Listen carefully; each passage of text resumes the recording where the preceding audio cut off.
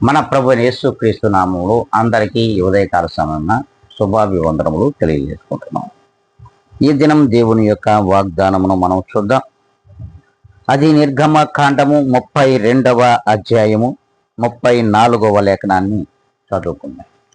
ఇదిగో నా దూత నీకు ముందుగా వెళ్ళును.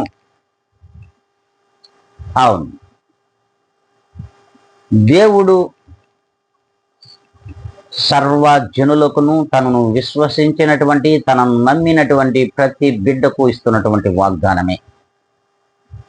ఇదిగో ఈ దినమనే నీవు దేవాతి దేవుడు ప్రభుని యేసుక్రీస్తును నమ్మినట్లయితే తన యొక్క దూత నీకు ముందుగా నడుస్తుంది.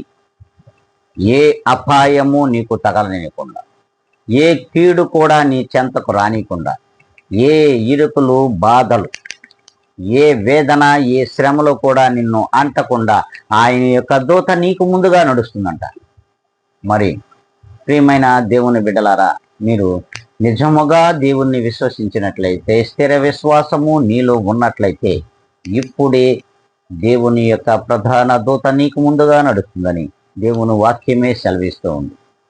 మరి ఈ వాగ్దానమునకు ఎంతమంది కట్టుబడి ఉన్నామో తెలియదు, కానీ మరి వాగ్దానమునకు కట్టుబడిన ప్రతి ఒక్కరిని కూడా తలలు వంచుకొని కళ్ళు మూసుకొని ప్రార్థనలో ఏకీభవించమని అడుగుతూ బ్రతిమలాడుకుంటున్నాను.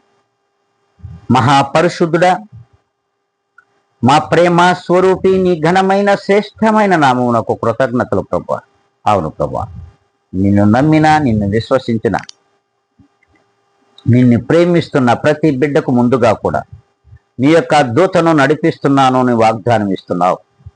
ఈ దినము నుండి ప్రభువా, నీ బిడ్డలు ఎవరైతే మిమ్మల్ని నమ్మి ఉన్నారు, మీ యందు స్థిర విశ్వాసము కలిగి ఉన్నారు, మిమ్మల్ని ఎంతమంది అయితే ప్రేమిస్తూ ఉన్నారో అట్టి వారికి ముందుగా మీ ప్రధాన దూతను నడిపించమని బ్రతిమలాడుకుంటూ ఘనత, మహిమ, ప్రభావాలు నీకు ఆరోపించుకుంటూ, ఇదిగో నీ దీన దాసుడనేటువంటి నన్ను నేను అతి మిక్కిలిగా తగ్గించుకొని యేసు క్రీస్తు నామములో అడిగి వేడుకొని ప్రార్థిస్తున్నాను మా తండ్రి. ఆమెన్.